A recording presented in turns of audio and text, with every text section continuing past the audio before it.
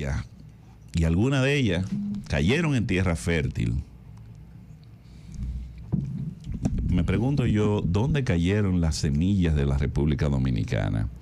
Tenemos aquí, como cada jueves, al doctor Osiris Valdés, pero como ya me prendió la mecha,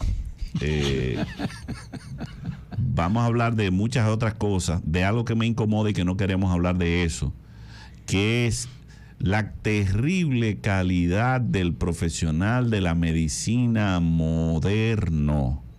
Lo podemos ver en las salas de urgencia de todas las clínicas privadas y los hospitales públicos. Me tocó la desgracia de llevar a un hermano mío, Aldaría Contreras, con un accidente de tránsito, y una persona que estaba ahí, un doctor, me dijo: mire, usted se le ve que ustedes tienen el medio, llévese a su hermano, porque aquí no hay condiciones. Mugre, camillas con sangre ya reseca, en el área de rayos X con un cartón viejo, sucio de la sangre del individuo que había estado anteriormente. Jondese ahí, le dice la señora, pero que él no puede moverse. Bueno, pues alguien tiene que meterse ahí, porque yo no. Suciedad, mugre, asquerosidad. Este país es una vergüenza, pero lo privado no está mejor. Me tocó hace poco ir a una clínica privada de La Romana, al área de emergencia. Lo primero que me encuentro allá son un grupo de carajitas, y perdonen el término, pero carajita quiere decir una persona de poco sustento, de poco nivel, y ni siquiera. Y lo que ella estaba era mirándome y sorprendiéndose. ¡Wow! ¿Y con qué fue eso? Con las uñas de este largo, y más atenta al celular que a lo que estaba haciendo. De hecho, ella no sabía qué hacer ni cómo manejar la situación. Entonces, al desgraciado o desgraciados que se inventaron abrirle boquete abierto a todo el que quisiera poner una universidad, y hoy nos dejan como el país con mayores licenciados menos saben del mundo, a ti te doy te felicito, lo lograste.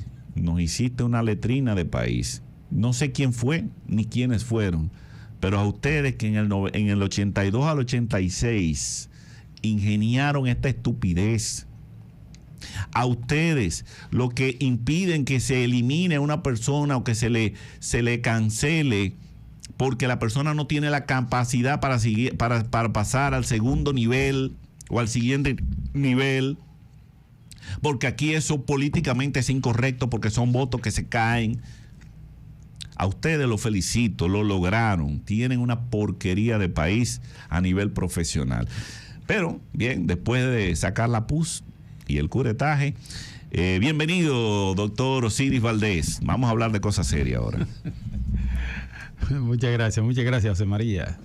Y a nuestro buen amigo Gabriel Brito, que también nos acompaña en esta sección. Sí, hiciste una buena definición. Pero realmente estamos atravesando por muchos problemas en términos educacionales. Yo creo que va a tenerle que ponerse cierto stop en este sentido, porque tenemos muchos problemas. Y hablaste de la medicina, pero no solamente a nivel médico, sino a todo nivel profesional. Tenemos un gran problema a nivel educativo. Eso sí. Hay que replantearse en ese sentido, y sobre todo creo que tenemos que tomar muchas cosas a la antigua y también renovarlo con el aspecto moderno, porque yo creo que debemos otra vez, José María, retomar lo que se llamaba las cátedras con nuestros grandes profesores. ¿Qué te parece? No, el problema es que, mire, para que haya una cátedra, tiene que haber... En la escuelita, cuando yo era chiquito, nos daban lo que se llamaba la lectura comprensiva. Nos leían un cuentecito y nos ponían a leer el cuentecito, y después nos preguntaban, ¿qué tú entendiste? ¿Qué comprendiste? Ahí estaba todo el sustento de la civilización. Bien. Ahí, en ese ejercicio tan simple. Entonces, alguien me decía, no, porque las clases, y la persona que habla ahora mismo, cuando yo daba clases, es que las universidades no son para dar clases. son para escuchar cátedras. Viene una luminaria y me va a volcar un grupo de conceptos, pero que este continente, que soy yo, exacto, tiene que estar bien armado para que ese contenido no se escape. Para que pueda, usted va a vertir su leche en una olla y pone la olla boca abajo, y la olla lo que se va a desparramar, porque esa olla, ese continente, no va a recibir el contenido que usted le va a dar. Porque en ese caso la olla boca abajo quiere decir no me interesa tú. Ahora, la olla nuestra está boca arriba, pero está llena de piche. Porque esa persona está lleno de muchas carencias, de muchos baches. Hizo con suma dificultad, como dice Juan Luis Guerra, hizo la primaria. Con más dificultad, la secundaria. Y llega a la universidad a entorpecer a los que sí tienen capacidad. Ahora, ¿qué pasa? Usted tiene 800 universidades en el país que son negocios comunes y corrientes, son hoteles de corto plazo. Tienen una persona que va y le da una clasecita por algunos 50 o 60 pesos la hora. Óigame, a mí el que me hable de que te voy a dar 100 pesos la hora, le digo, mire, hermano, si voy a ir en un motoconcho, el motoconcho me va a cobrar 100 pesos para llegar y 100 pesos para retornarme. Por lo menos págame un motoconcho para yo decir que lo hice de gratis. Porque tú lo que tienes es un negocio. De hecho, es un negocio tan bien entramado que no queman a nadie, lo primero. Y luego, al final de la jornada, usted tiene que buscar todos los cheles de chanflín de que para una bendita graduación. Pero el tipo de esa profesión sabe nada, porque no hubo manera de que él pudiera entender, primero porque llegó con fallas a la universidad, que no es para todo el mundo. Aquí hay mucha gente que me critica porque yo digo que la universidad no es un derecho. No es un derecho. La universidad es para calificados. Es para calificados. Si usted no está calificado, usted se vuelve un obstáculo para las personas que sí tienen potencial. El derecho sería que califiquen a todos para que en algún momento cualquiera que lo deseara pudiera ir a la universidad. Pero una vez allá el problema, el derecho no puede ser allá. No. Debería ser en la escuela. Y yo te diría, más allá, así como hay un buró económico, ¿verdad?, que determina si Gabriel es buena paga o no, si es una persona confiable a nivel económico, debería haber un buró de calificados. Y el Estado debería ser el primero que diga, no, todo el que tenga puntaje bien alto, yo tengo que darle seguimiento porque esa persona hay que explotarla y hay que llevarla a los niveles que haya querer llevarlo. Pero con 800 universidades aquí, una más mala que la otra, ¿qué esperanza tenemos? Ese negocio de las universidades que han generado tantos ignorantes, lo han tirado con título a la calle. Es como una persona que es ciego, que usted le dio una licencia de conducir. Mire, porque políticamente es incorrecto negársela. ¿Ok? Y entonces, ¿cómo él va a conducir? Entonces, eso es lo que le han dado a nuestros muchachos. Primero, lo torcieron. Lo convencieron de que podían ser abogados, ingenieros, y gran cantidad de disparates que están haciendo estos muchachos. Porque como cobran barato, la gente se va con ellos porque ya el que tiene respeto sobre su profesión no lo va a hacer barato porque eso le costó vida, le costó dinero, le costó tiempo, no lo puede hacer barato. Y usted que va a hacer una casa no puede pretender que el ingeniero y el arquitecto que van a hacer algo para la posteridad le cuesten 2 pesos. Entonces buscan un tipo que es maestro, que aprendió a pegarlo y ese es el arquitecto e ingeniero de la casa. Y es todo un tinglado de una cosa daña a la otra y la otra y la otra. Y ahora mismo yo no sé cómo nosotros como país podamos llegar al lado. Si es que está todo podrido. Cuando hay un envase que tiene 2 piches, usted hasta con los dedos lo tapa. Pero si es un colador, ¿cómo usted tapa eso? Voy a dejar que el doctor continúe con su comentario. Lo que pasa es que estas son cosas como que indignan a uno. Yo le tenía una pregunta, doctor, para de alguna forma limitar un tema. ¿Qué tan cierto es? Se habla mucho de que la condición mental de un paciente, digamos su estado de ánimo, influye en la forma en la que el organismo responde a un tratamiento, a un medicamento, etcétera. ¿En qué sentido se da al revés? ¿Hay alguna forma en la que inconscientemente, desde la biología, no necesariamente la persona pensando en la condición que tenga, sea el cuerpo quien dé las respuestas emocionales o las señales al cerebro? ¿Se da eso de doble vía? Sí, fíjate, eso es muy interesante y un poquito complicado. Esto es de doble vía, pero la mente le lleva ventaja. ¿Por qué? Porque fíjate que el organismo responde a lo que tú le entras. Es decir, si tú ingieres una sustancia, él tiene una respuesta para la misma, y es lo que se llama el metabolismo de esa sustancia, de ese medicamento, y busca todos los receptores que estén relacionados con esa sustancia. Es decir, si ese medicamento se metaboliza a nivel del hígado, entonces inmediatamente se pone a marchar todos los que está relacionado con la degradación de la sustancia en sí para que se convierta en un producto final. ¿Entiendes? Entonces ahí empieza a repartirse al área donde realmente se necesita que actúe la medicación, porque hay medicamentos que, por ejemplo, que se utiliza para disminuir la presión, sin embargo su trabajo de metabolismo de degradación se produce en el hígado, pero al final de cuentas va a actuar sobre los vasos sanguíneos, que son los que producen cierta dilatación, y eso le lleva a tener un efecto de disminución de la presión. En términos de nosotros, un efecto hipotensor. Igual existe el medicamento que actúan a nivel renal, que son los y que excretan orina, que tienen el efecto diurético. También al disminuir ese volumen, que es agua, la orina, entonces empiezan a bajar la presión. Entonces, y así sucesivamente, lo igual sucede con otras sustancias, otros medicamentos que se utilizan, como los antibióticos, los anticancerígenos, que tienen diferentes metabolismos. Hay medicamentos que se metabolizan a nivel central, a nivel cerebral, que también bajan la presión.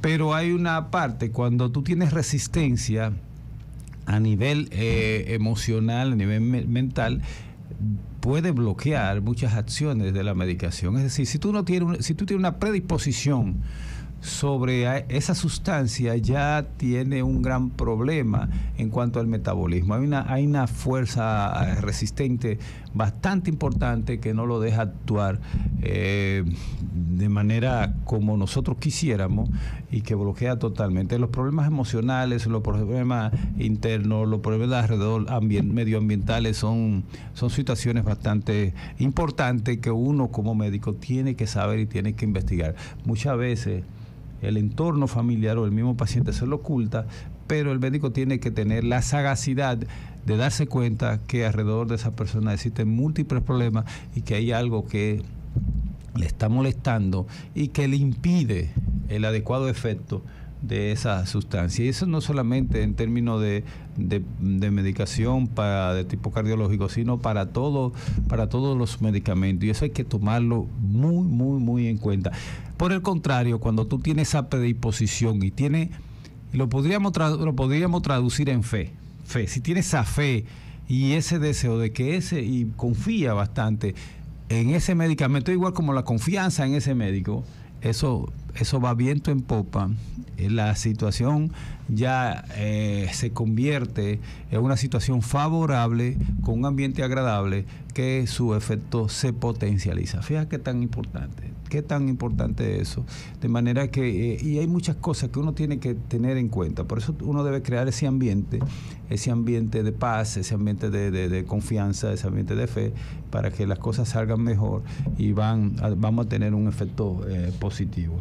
Esos son temas que uno no, y gracias por traer la pregunta, porque generalmente se nos pasa explicarle a la gente en ese sentido. Por eso es que, y nosotros como médicos debemos también hacerle saber a los pacientes de los efectos a priori que podía tener esa medicación, porque entonces de una vez pierden la confianza, porque es un medicamento que al inicio te da un dolorcito de cabeza, ya el paciente no sabe que ese efecto podía suceder y ya se pone alerta de que me dio problema, que ya no me lo quiero tomar. Pero si se le explica y se le dice, se le orienta, el efecto secundario que podría tener, yo siempre digo, todos los medicamentos producen ciertos efectos secundarios, algunas personas lo desarrollan con mayor resistencia, otros no, pero hay otros que no le da nada. Por ejemplo, te pongo el ejemplo de lo que todo el mundo conocemos, que es la aspirina. Hay gente que no le hace nada a la aspirina, que no le produce ningún problema, pero hay otros que inmediatamente se toman la primera aspirina, sienten un efecto importante, como la alergia, le podría doler demasiado el estómago y ya inmediatamente cortan ese efecto beneficioso que podría tener, que tiene la aspirina y que ha salvado tanta gente, y es muy económica. Entonces, todas esas cosas uno tiene que servir de orientador a nuestros pacientes para lograr un objetivo bastante beneficioso con relación a los medicamentos. Y yo siempre le digo, los medicamentos son parte importante en el tratamiento de las personas, pero el estilo de vida nuestro es mucho más importante.